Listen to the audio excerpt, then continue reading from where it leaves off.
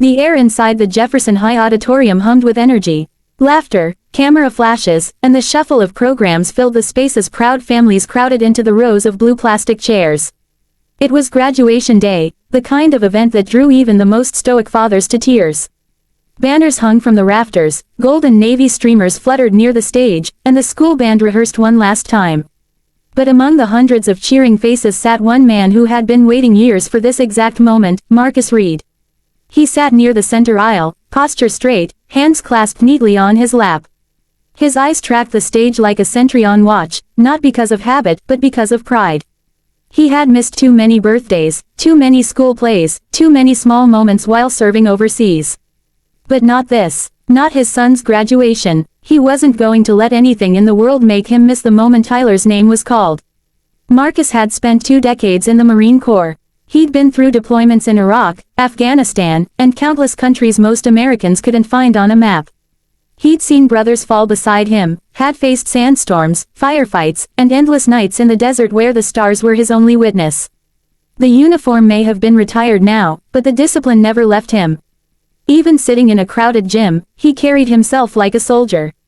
He wore a simple outfit, a pressed dress shirt, dark slacks, and polished shoes.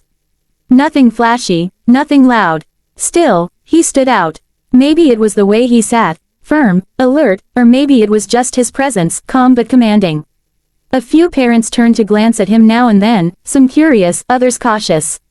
Marcus had grown used to that look over the years. He didn't let it bother him anymore. On the stage, teachers shuffled papers and straightened microphones. Somewhere nearby, a woman laughed too loudly. A baby cried. It was a typical scene, noisy, imperfect, but filled with love. Marcus smiled faintly as he looked down at the small ticket in his hand.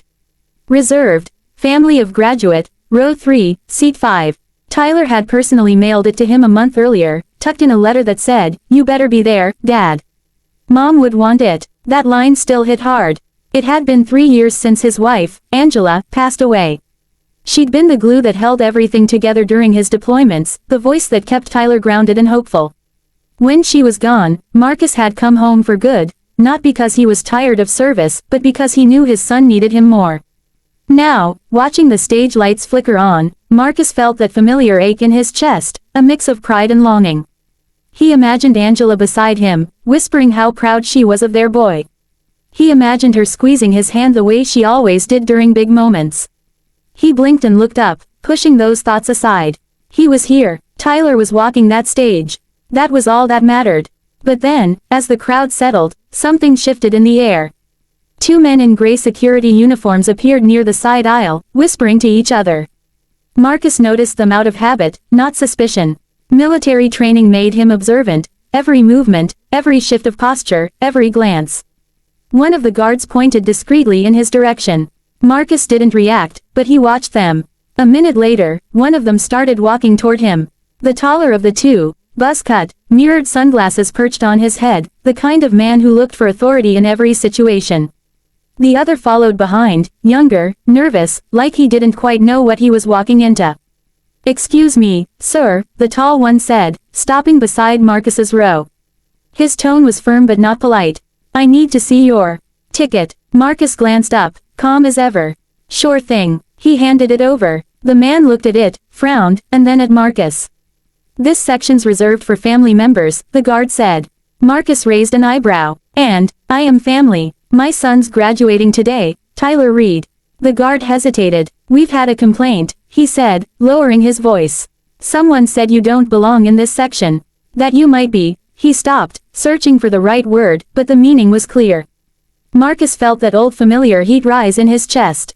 Not anger, not yet, but the kind of frustration that comes from living a lifetime of being second-guessed. "I might be what?" he asked quietly. The younger guard stepped forward, glancing nervously at the parents who had started watching. "Sir, please, we're not trying to cause a scene. Maybe we can just step outside for a minute." Marcus straightened slowly, his movements controlled, deliberate. When he stood, the 2 guards seemed to shrink a little. He wasn't just tall, he was imposing, the kind of man who carried authority even without saying a word.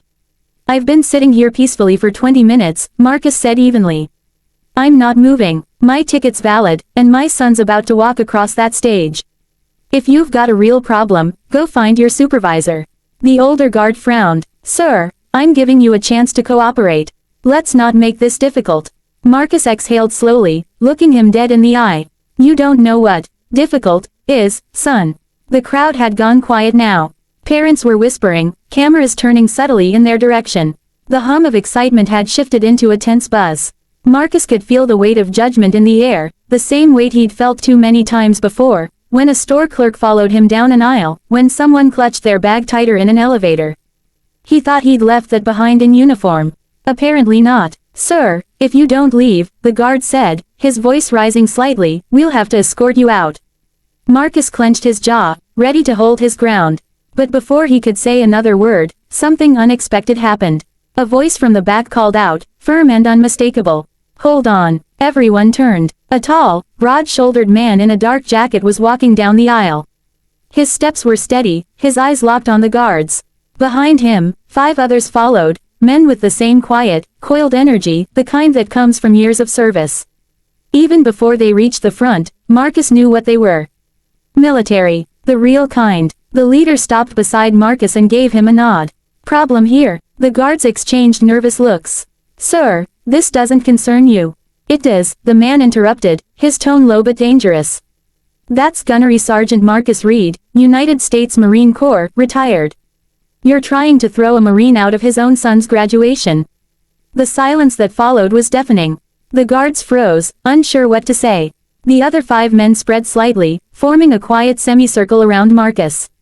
Parents began whispering again, phones rising higher this time, not to gossip, but to capture what everyone knew was about to become a story. Marcus didn't move, didn't smile, didn't gloat. He just looked at the guards and said, I told you.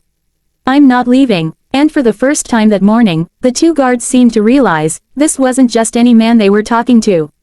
This was someone who had stared down men with guns and walked away. Someone who knew what real authority looked like. The guards stepped back, mumbling something about a misunderstanding, but the damage was done. The entire room had seen. Marcus sat back down quietly, his eyes on the stage once more. His son was about to walk, and nothing, not ignorance, not pride, not prejudice, was going to take that moment away.